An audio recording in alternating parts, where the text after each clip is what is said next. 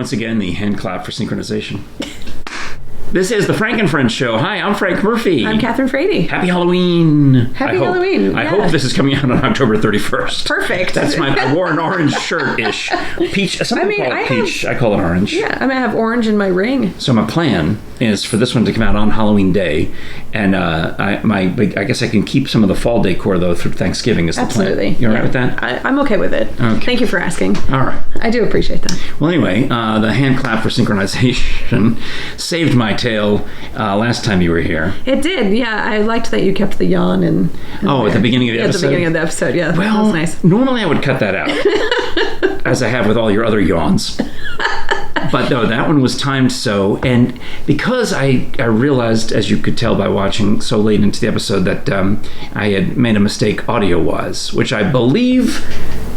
We're good today. I hope the audio is working. We did a whole checklist. Yeah. Thank you, Jere. So, if I did it right, fingers crossed, but I wanted to leave in last time the hand clap for synchronization so that it might apologize in a way, or at least explain why things sounded a little different, why we were using the fuzzy shotgun mic instead of the lavaliers. That makes sense. So that's why I left in the yawn, because it also just, I don't know. Plus, it was hilarious. It took some of the heat off me. Thank you. I've been yawning quite a lot recently. You've been busy. Yeah. You've been traveling. You've been working. You've been putting on pint-sized operas. You've been putting on full-sized operas. You've been putting on quart-sized operas. All sizes. Ventis. Pint-sized, yeah. Every Starbucks size opera that oh you my can gosh. think of. So what have you been doing? Traveling. I mean, I feel like I just saw you, but then it hasn't been just saw you. I know. I've been busy. So I've been working with the Swarangelicas over at UT Opera Theater. Yeah. They're doing Swarangellica in the medium coming up in November at some point. And James, not the large, the medium. This is the medium. Yeah, so it's the medium shows. You and your husband both referred to the medium as if I would know what it was, because I'm not opera enough. You know how opera I am?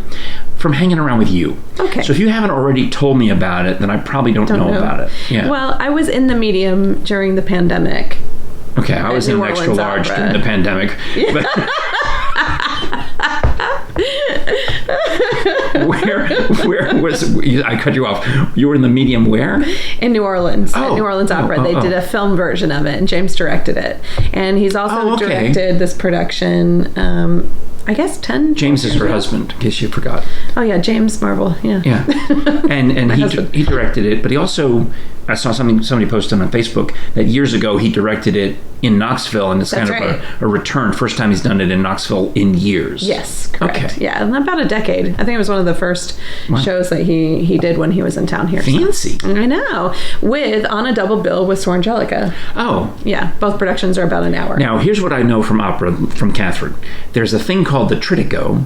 Yes. It's by Puccini. Yes. There's 3 operas in it. Yes. And most of them are good. All 3 of them are good. Well, I've seen 2. Okay. And I'm going to see the 3rd when you produce it in June. That's right. And the 2 that I've seen, the Swarangelicca, which is about a nun. It's kind of sad.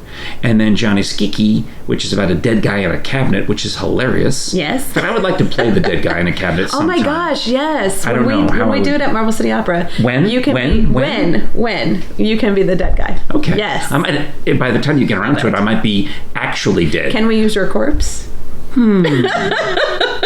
Well, I do hope to be exhumed. Okay. So probably. Okay. Anyway, and then the 3rd one is the cloak. How do you pronounce it? Il Tobaro. And that's going to be in June on the barge in Tellico. Yes. I was talking you up when I was down that way to some of the people who live in Tellico, but we'll get to that a little bit later. Nice. All right. So back to Swarangelicca. They're doing it at University of Tennessee along with the medium. Your husband is directing both shows, but you, as an experienced star of Swarangelicca, yes. In fact, we've got an old video before we even did any of this nonsense of I came over and did a rather lengthy Facebook interview. Live and it was fun. We had a lot of fun. We did have a good time. All those nuns talked to me. Yeah. All those singers disguised as nuns. And Brandon Gibson and I wore the same shirt. Yes. Oh my gosh, that was a good day. Quite a day. Yeah. We took over the St. John's Cathedral courtyard for our production, and all of the nuns were just inhabiting the space. I get it. See, because nuns wear habits. Right. Yeah. Nice. Thank you. So James, because he's working on a double bill, you can't direct both shows at the same time. Naturally. Right? So he has already staged Suor Angelica and then was working on the medium. Oh, so this cast of the one goes and works with you while he's working with the cast of the other. Yeah. So I'm sort of working as the Suor Angelica dramatic coach. Yeah, the consultant. There's probably a Latin word for that would fit right in. Assistant director. Or an Italian word. I can't think of it. Well, I got a chance, my wife and I got a chance to have dinner with your husband and you, obviously, before the Knoxville opera production of Falstaff, which was hilarious. Yes. Now, I think you or James at that night suggested that I make a question about Falstaff for Scholars Bowl. So I did. I went right home and wrote it into the show. They didn't know it. They got it wrong. Yeah, I'm sure. It was still in there. But I was pleased with the way the question turned out. This is basically the simple one that you guys suggested, which was, which Verdi opera is based on Shakespeare's The Merry Wives of Windsor. And then I even threw in an extra clue and is named after the main character. Oh, nice. That was good. Yeah, that was still fun. Good. But that show was hilarious. I loved it very much. And also enjoyed going to dinner with all y'all at Clancy's nearby because we were having this conversation.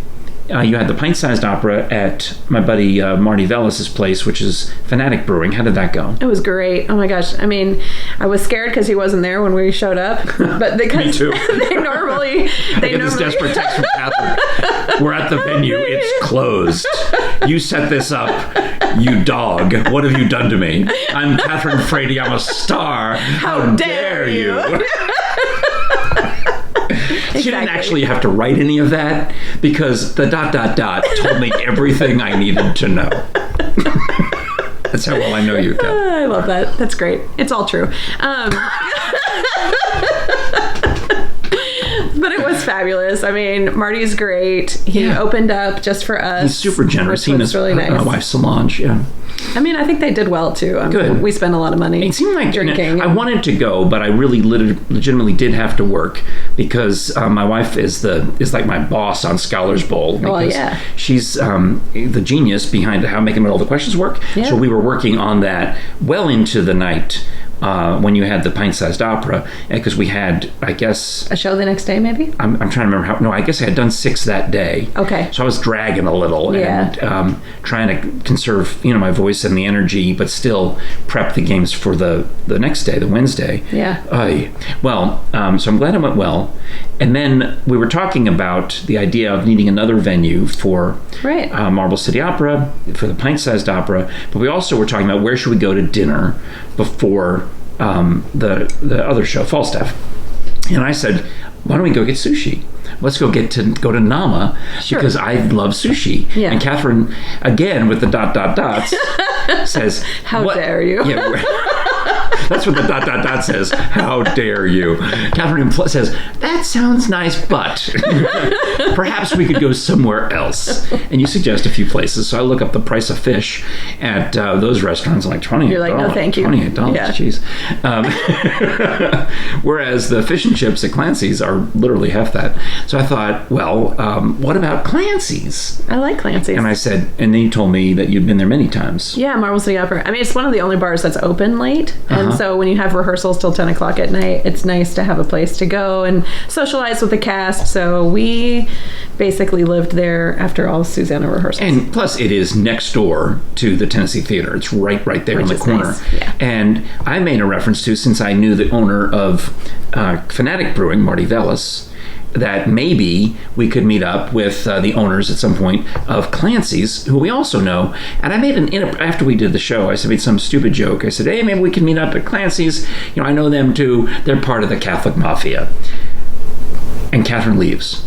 And I thought, but you decided to tell me as I'm walking out the door that so I open the door and I yell after you. Oh, by the way, Catholic Mafia is just a figure of speech. I'm just kidding that we know each other from church. I know Marty from church, and I know Shandell and Josh, the co-owners of Clancy's, along with Danny Clancy, through church. So I open the door and say, Catholic Mafia is just an expression.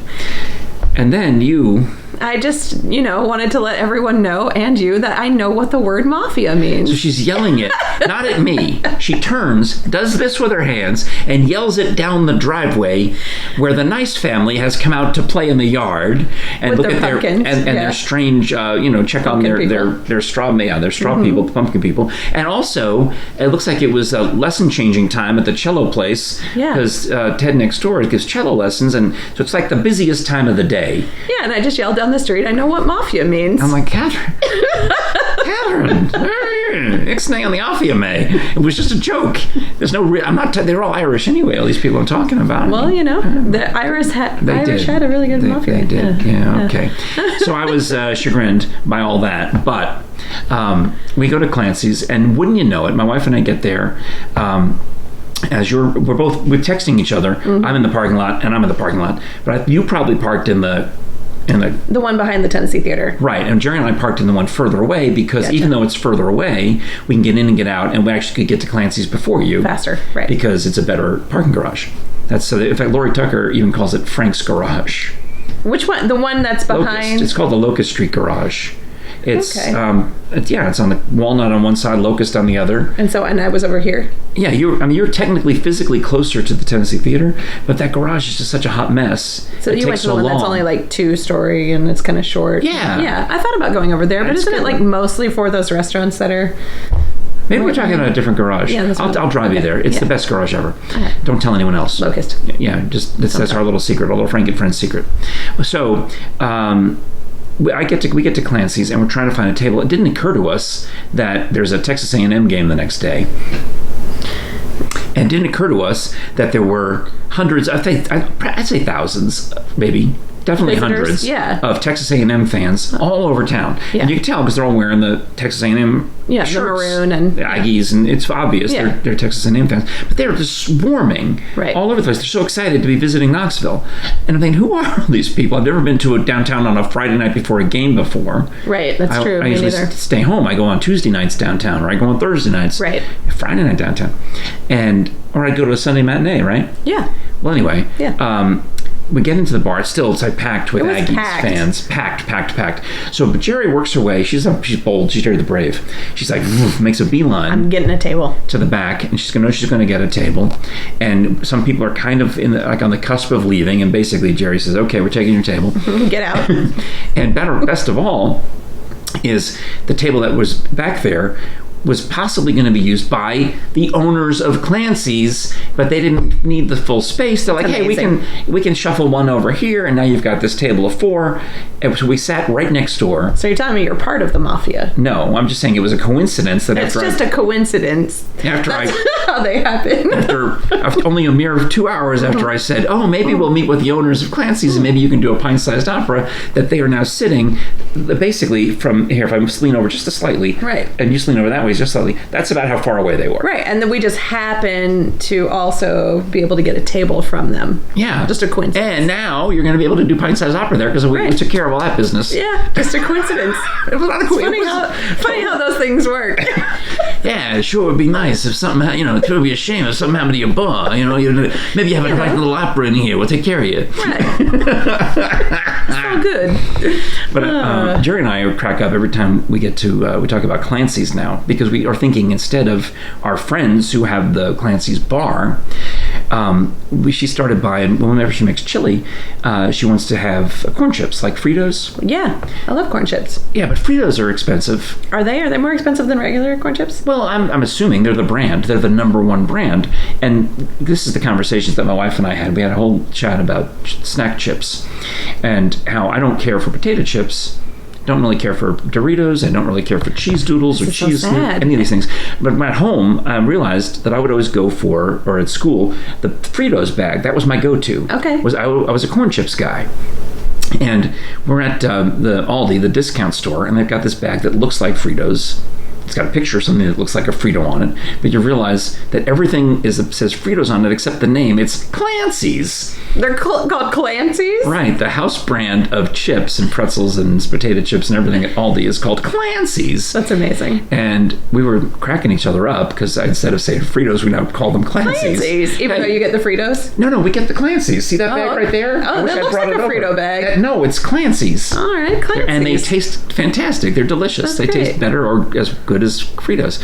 So you put them on top of your chili, Nice. So we were joking around that I wish there were old-timey, like Fritos had commercials when I was a kid. You can't even show those commercials. They'd be considered offensive nowadays from the 60s and 70s.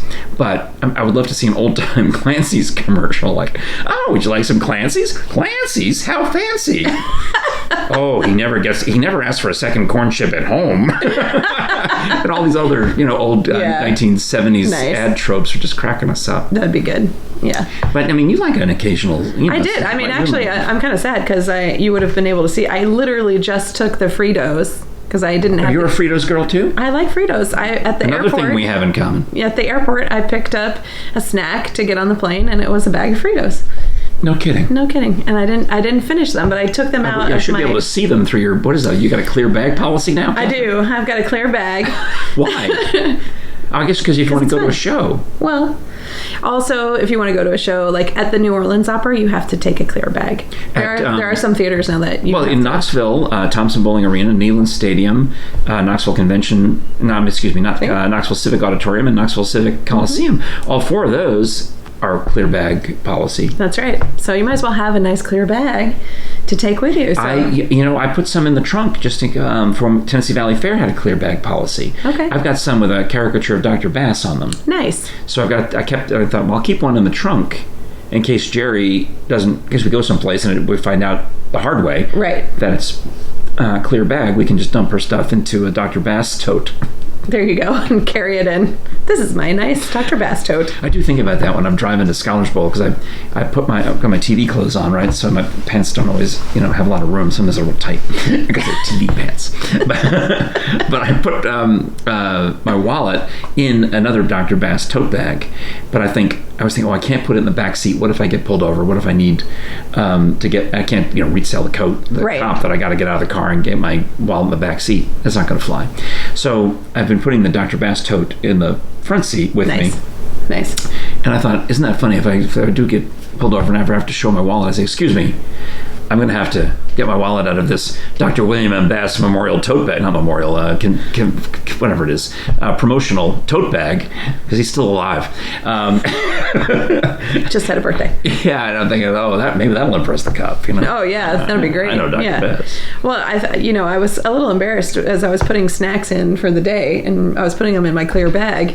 I wish I'd had the Fritos now because you clearly really like the fancy Clancy's. I will let you taste some of the Clancy's and see what you think. Okay. You might switch. I'm saying it saves some money in. Yeah. They're healthy choices though, don't you think, for my snacks? I'm seeing M&Ms. Peanut M&Ms. Yeah, they are. They have protein. Right? Of all the M&Ms, they clearly are the healthiest. Yeah, it's Halloween. Happy Halloween, everyone. Happy Halloween. All right, speaking of Dr. Bass and things that are dead, let's do a commercial for bonezos.com. Don't forget the S. Thank you. Mm-hmm. We have... I didn't even mention the Franken Friends merch. I put that on top so I wouldn't forget. And what did I do? It wasn't on the checklist. I forgot. We should add it to the checklist. Oh, Jere told us to explain. You can explain that. Okay, so because of the malfunctioning of the sound last time, Jere suggested that we have a checklist. She said, Frank put it all together. I should write a checklist, but don't check it myself because have the co-host check the checklist and read off the different things to make sure I've done them all, Yeah, so I think we're all good today, but we did not put on there, remember... Yeah, to do plug the merch. I have to tell you, this might be a good time to tell you about my Bone Zones presentation at the Von Orr Library. Oh yeah, please. So, of course, we have the books, the fiction and the nonfiction. You've got Carved in Bone, which is followed by 9 more great Dr. Brockton mysteries, or thrillers, really.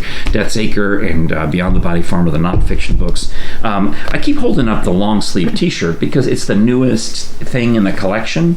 But when I was at the Von Orr Library, really, we're upstairs in the Von Orr Community Center, and the Bone Zones team is there. They've got all the books laid out and then all of the merch laid out. So they've got not just this, but they had hanging up like it was like a rock concert. All the different T-shirts hanging up behind. Yeah. And many of them are orange. They've got still a couple of, I guess they did a reprint of the Dr. Bass still going strong at 90, even though he's now 95. Wow. But lots of other fun ones with caricatures of him as a skeleton or just pictures, photographs of him holding up the skull like Hamlet. All these different T-shirts, and then they've got the challenge coins, and they've got autographed pictures, and they've got the books and the hats. And exactly. A lot of people bought hats at the gig. Nice. Because I'm looking at it, I'm doing the presentation, and they're wearing them. And I'm seeing several of the women and men had purchased the Dr. Bill Bass groupie hats. Nice. So I loved it because it went. First of all, it went well. I mean, if it had stunk up the room, that would have been horrible. We wouldn't be talking about it right probably now. Wouldn't talk about it. But this is kind of a little bit of a test because the last two presentations I had done, I was kind of like on standby. Okay. And then when Dr. Bass didn't come to the Rose Glen Literary Festival, I went ahead and did my cremation presentation. But I put it together, and I didn't have a slideshow or anything. I just did a verbal presentation and played an audio clip of Dr. Bass talking about cremation. So I thought, well, that worked. For this one, they wanted a history of the body farm. Right. I've got hours of me interviewing Dr. Bass on audio. I'll pull a few more clips of him talking about the origins of the body farm. Nice. I already know all these stories by heart anyway. I think I told you some of them last time you were here. Yeah, because I was interested. And so I've got them in my head, but I've also got Dr. Bass saying them, which gives me a break from talking. Which is nice. So I got out the PowerPoint, and I put up a picture of Dr. Bass and me, and I inserted audio, and I put it all in there, and I've got slides, and I've got audio clips, and I'm ready to go. Well, we get down there. I am surprised you wanted to not talk, but go ahead. Because I talk so much already.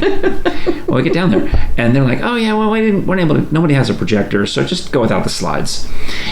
Meaning not Bone Zones, but the folks at the place. We don't need the slides. And I'm thinking, oh no, that's part of my presentation. I've memorized I'm not memorized, but I've built my presentation around whatever the next slide is. Gotcha. I need the slides. Right. But Bone Zones had a computer anyway. Sure, so and you could just look at it. I just put it on the podium and faced it so that the audience could see it, and they were interested because I had the guy decomposing. Nice. So part of that was what interested them so much. And we had questions and answers. Some of the ladies came up to me and said, "That was excellent. Maybe you can come back next year and do a different show." Oh, that's awesome. Another one said, "I would like to have you come over to my place in Tellico," which is nearby in Valnor, Tellico, and do this presentation for the whatever guild. I don't know what guild it is. Somebody, friends of somebody's. Tellico Village Guild or something. So I'm excited about that, going back and doing the body farm presentation at Tellico, because I get paid for this, right? They're gonna hire me. Yeah, that's awesome. Yeah, they can go call bonezones.com, don't forget the S, and hire me to come do a presentation as a tribute to Dr. Bass, talking about his life and his work and slides of his career. I'm not trying to impersonate him, although when I did get a little wordy and off topic, the people at Bone Zone I said, "Okay, Dr. Bass."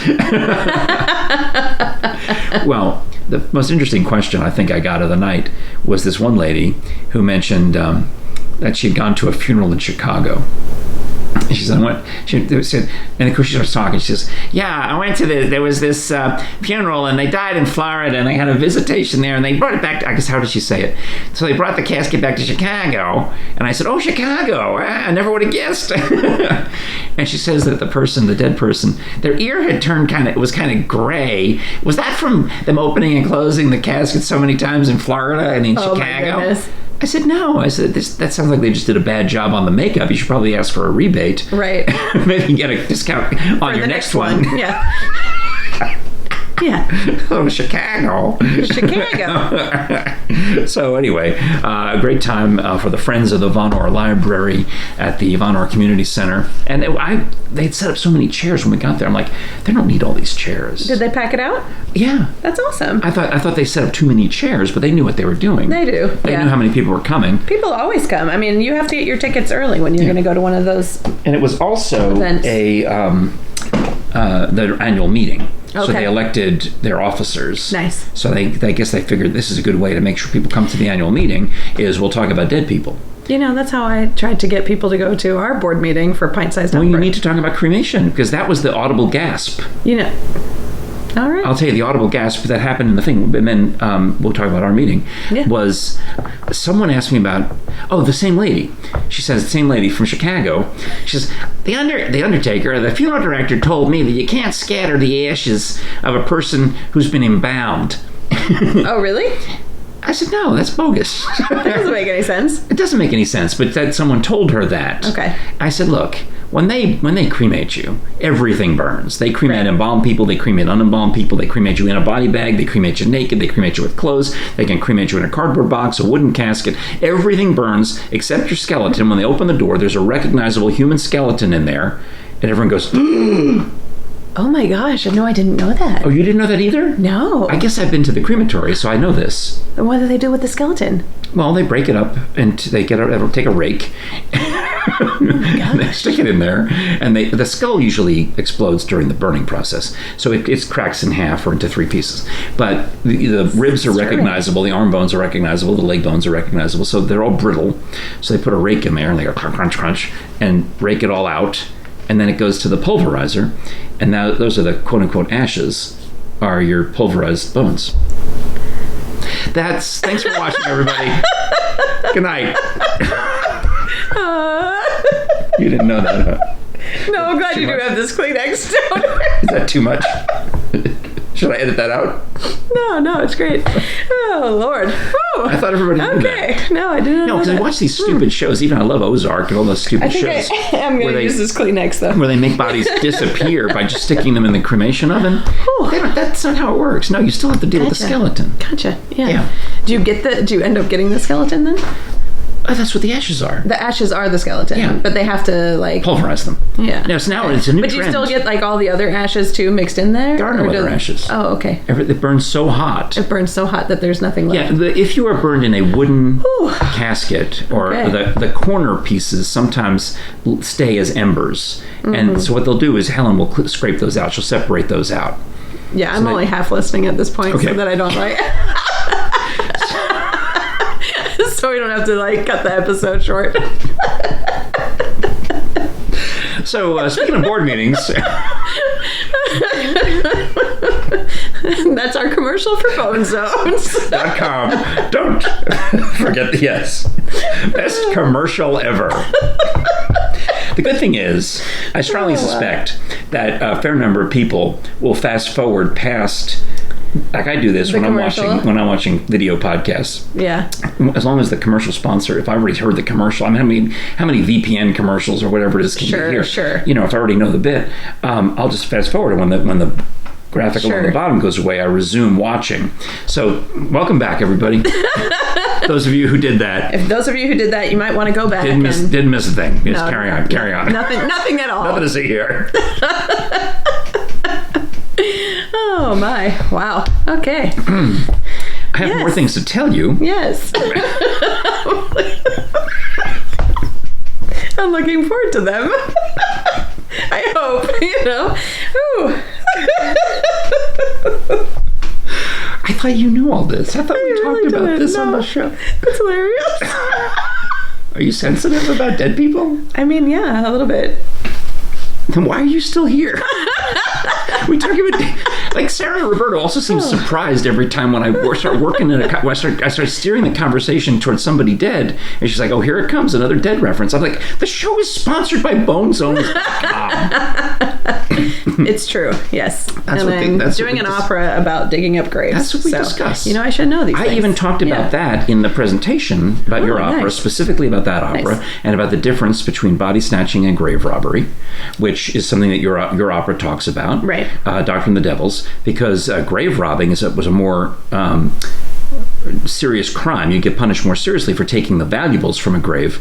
So what they would do is they'd leave the clothes and the jewelry, anything, all that. Take the body. Take the body, because snatching the body was a less of a crime in those days than stealing the belongings of the person. Right. So grave robbing, body snatching. Yeah. So I mentioned that, and I mentioned that you were going to be doing the Verdi opera. No, the Puccini opera. Mm-hmm. In Tellico, because they all live down near there. Nice. I was talking you up. In fact, I often talk you up. And the other day, I was over at PBS. We're doing the Scholars Bowl show, and the way it worked out is we don't have of the up close. I do 2 shows over there. I got the Scholars Bowl, which we're currently recording. We're about halfway through recording the 63 episodes. So many that we're going to do. So I think we're somewhere. Yeah, somewhere in the mid 30s of episode numbers that we've recorded so far, and they show them out of sequence, so it's not even the same. Right.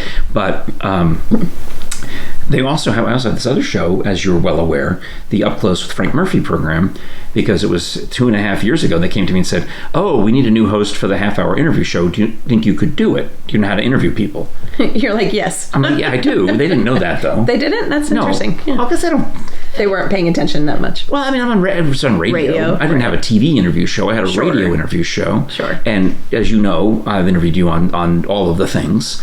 So I said, well, we can have Kathryn Frady come over, because they said, who do you know, as the first interview. Well, anyway, it's worked out number-wise. It's worked out that the October episode with Charlie Daniel, the great Charlie Daniel, the cartoonist for the Knoxville News Sentinel that aired last week. And I hope it's going to be on the PBS app. You can watch it. It's just a great guy. 93. He's 93. He'll be 94, I think, in December. Nice. That was the 26th episode that I recorded. So that is season 1 is episodes 1 through 13. Season 2 is episodes, I guess 14 through 26. And it's so weird to me because episode 13, the last episode of season 1, and the first episode of season 2, we recorded on the same night. Whoops. That's really funny. Yeah. It's just a numbering thing. It's just 13 equals a season. Gotcha. It's just factory time. 13 episodes, that's a season. 13 episodes, that's a season. Well, we're going to be recording more of these shows on November 20th, November 27th, and December 4th, and I'm excited about them. Because I lined up, I think, a pretty good lineup of guests. Okay, good. But, what'd you got? November 20th is Ron Ledbetter, the former counsel at UT, who has written that massive book that we've talked about here on the show, so I've got to actually read it. Also, Jason Hardy from Knoxville Opera. I'll record those 2. And then the following week, the Monday after Thanksgiving, I'll record Emily Ann Roberts, the country singer, who's delightful. Nice. And, give me a second. Dr. Lynn Parker, whom I don't know, but since we shoot the show at UT, their public relations department, we went to them and said, do you have anybody that you'd suggest? They sent me a list of names, and one of the ones I picked a bunch, just said, which of these can you get? And the one that came back as a yes is this Dr. Lynn Parker, who's in charge of AI. Or she's got the AI initiative, or she's the head of the AI department, or whatever it is. And then they said to me, send us a list of questions you want to ask Dr. Parker. I'm like, I don't know. Why don't you send me a list of things talking points? Right. Yeah. Tell me what to ask. I'll figure it out. Right. But I mean, I'll certainly will do my research and study. They sent me like 2 links so far. Okay. And then for the last episode, I'm interviewing some guy who wrote a book about the Civil War in Frederick, Maryland, and Hagerstown. Basically, the towns that, I guess it was more Antietam, the towns that were affected by the Gettysburg soldiers and the Battle of Antietam soldiers. The townspeople basically got invaded by both armies, and they had to put up the soldiers in their houses.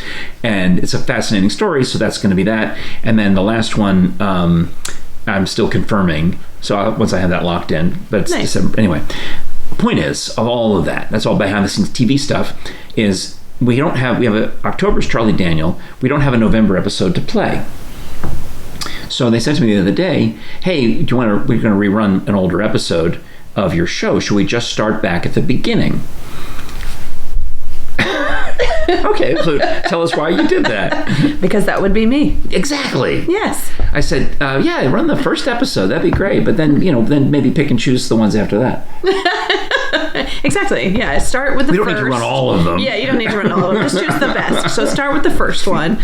And then, the guy, the bear guy, the Appalachian Bear Rescue guy, he's good. Dr. Donnie Stedman, who now runs the Body Farm. You can see more of this, dead people's talk. Yeah, would be perfect. Actually, there's a few, but I was just teasing. season, but Yeah. I said definitely run Frady's. So Nice. if they do it, I have zero control over this. I have no control over when they air the shows. I just record them, and then they go into the factory, and they get edited, and they get produced, and all the things happen to them, and they make it onto the air. It's supposed to be. I did the calculations. If they run your show again as the November show, it will be the night of November 28th, which is a Tuesday night. Really, Wednesday the 29th at midnight. At midnight. But we'll remind you. Yes. That'd be fabulous. I'm hoping that they do, because I haven't watched it in a while, and it was good. all I remember was your dangling foot. You know. So, it's my tell. You know what they did is they gave me a table to hide behind after that. Yeah, I'm sure. Well, it was somewhere like at the end of season 1. I'm like, I'm kind of just sitting out here and I look terrible. Well, those chairs were kind of difficult. I need to lose weight. Got anything for me? And they said, well, how about a table with a big black tablecloth you can hide behind? I'm like, thank you. And so do both of you sit behind the table now? You kind of. We're sitting at the table. At the table, yeah. But the problem is I talk with my hands so much that they keep telling me, keep your hands out of the other person's shot. Gotcha. So it'll be keep going like this. Yeah, exactly. Yeah. So tell me. But it doesn't look. They can't. It's just a TV trick. You're in 2 dimensions, so it looks like my hands are halfway across the table because when they're shooting over my shoulder, it's not actual. It's just that's the way it looks. Yeah, that's fun. So that's good. Yeah, those chairs were a little high. They were like very tall bar stools. Yeah, they got some ones that are a little lower. They're still stools, but they're lower. They fit the tables. They arranged it all. It's not so. Nice. I'm looking forward to it. So how lucky am I, right? I get to have. It's pretty awesome. A game show and an interview show. And a radio show and a Frank and Friends show. Oh, I do have to do more radio shows. Yeah. All the things, all the shows. You've got a lot. I mean, I've got a lot of shows too. You've got dozens of shows. I know. Well, I guess we can't sit still. I think that's the thing that you'll see when you watch the interview with my shaking foot. I'm teasing. I'm teasing about that. It wasn't that bad. If you're into shoes. I mean, more feet. Some people are. That's all I'm saying.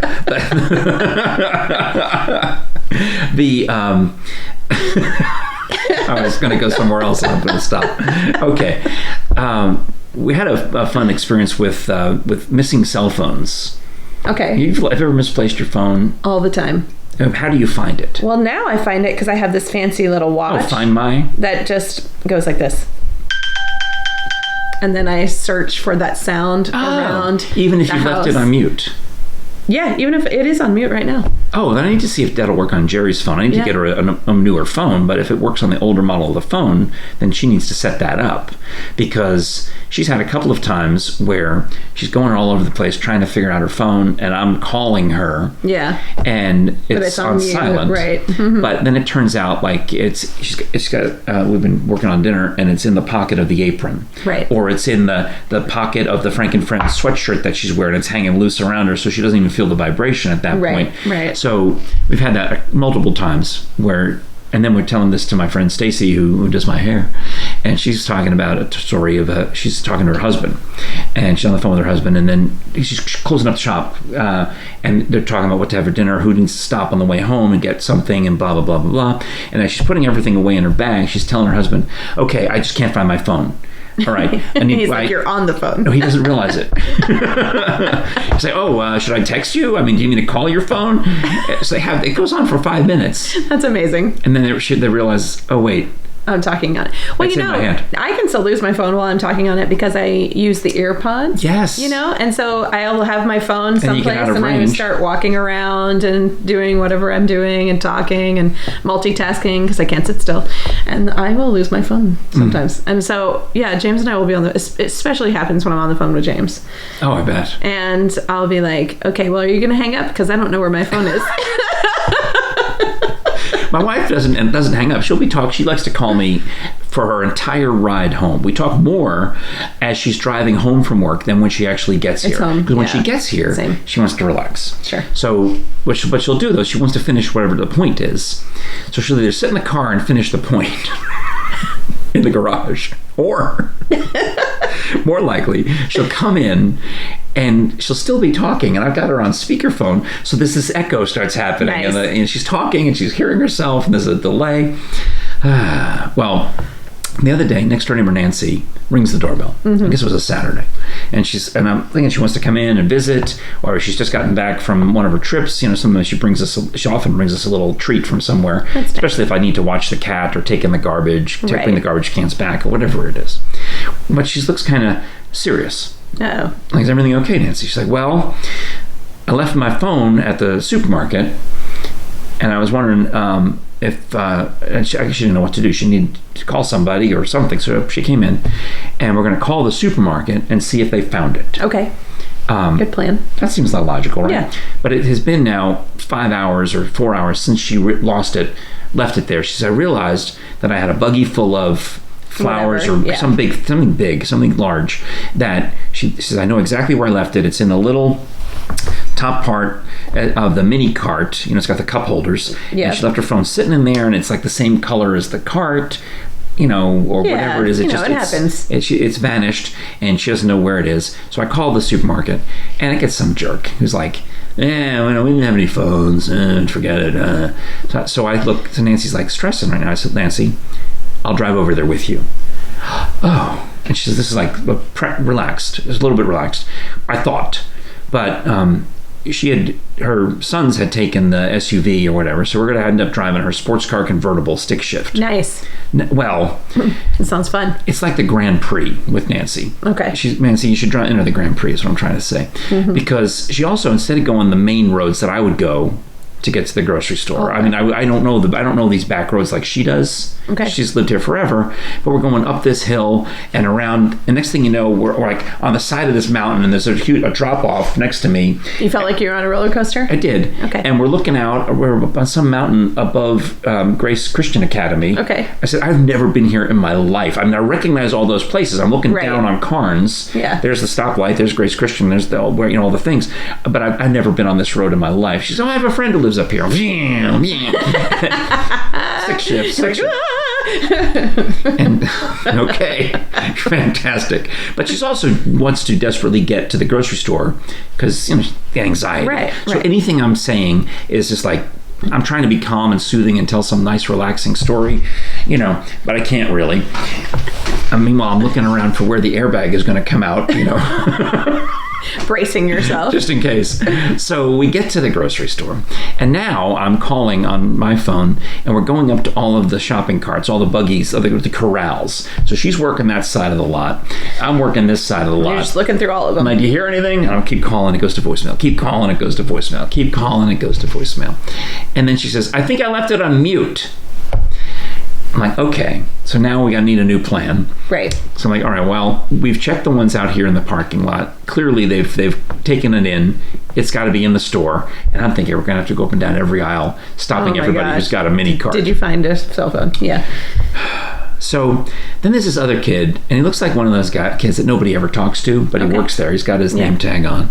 And he's just kind of, and I said, hey, look.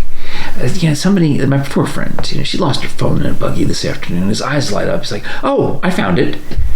And he put it in the manager's office. The same manager who told us they didn't have any. To forget it. This kid, I don't know how, I was doing the St. Anthony prayer, among others, in the car on the way there. But the St. Anthony, please come around. Something is lost and needs to be found. Yeah. I went along with the other safe prayers of travel. But for some reason, I just knew of all the people. I didn't ask that kid knew I didn't where it ask was. Anybody else. I just look around, and I zeroed in on this one kid. I don't know how I knew, except St. Anthony. And I go to him, and I just said, my friend lost her phone. And he goes and gets it, and I start calling it again, just to make sure. I didn't realize there was a picture of the cat on the phone case. Yeah. But he holds it up, and there's me calling. Calling the phone. Nice. So found the phone. Problem solved. That's awesome. Well, that's and good. as we drove back, friend. Nancy said, well, at least you'll have a story for your podcast. There you go. You sure do. And you survived to tell the tale. There you go. No need to cremate me yet. And rake those bones. Somebody asked me if I wanted to be cremated. I said, actually, I don't. Or live the body farm. And they're like, why not? I said, well, cultural and religious reasons. Oh, never mind. I don't want to know anymore. There's an interesting crowd in Vonore. Yeah, that sounds like an interesting crowd. So you just want to be in a regular old coffin and in the ground? Yeah, especially with the, well, we can talk later about the specific grave liner, the bell-shaped grave liner that I want that keeps you drier. Oh, okay. But that's another story for another time. Our merchandise is fabulous. You got the towel. It is definitely hoodie season. You can wear mug the hoodie. Season for mug all season. of the tea and hot chocolate. Bucket hat season. It's all the hats. It's all the things. It's all the seasons. All the seasons. It's always a season for Frank and Friends merchandise. So please do go to frankandfriendshow.com/store. I actually had to go and do a payout because Sarah bought not just the bucket hat, but I think she bought a painting and a few other things. So nice. I'm happy about that. Awesome. Thank you, I need to get more mugs. I need more pint glasses. Yeah, I need a few more things because we got to maybe set up. That'll be nice Christmas time. Christmas is coming. Thing. And also, you can get any kind of audio entertainment when you go to audibletrial.com/frankandfriendshow for a free 30-day premium membership. And premium memberships include an MP3 download every month, which you can bank or you can use, and you get one for free during that first trial month. frankandfriendshow.com. No, wait. It's audibletrial.com/frankandfriendshow. That's what it is. Just read the bottom. I know you're probably fast forwarding through it anyway, but just read it. I'll make lots of references. Read the sign. Do I look like a rapper or something? I don't think I look good. So do that. Meanwhile, Frady, thanks for being here. Appreciate you. And we'll see you again for another one soon. Sounds good. All right. It is the Frank and Friends Show. I'm Frank Murphy. I'm Kathryn Frady. And we'll talk to you again next time.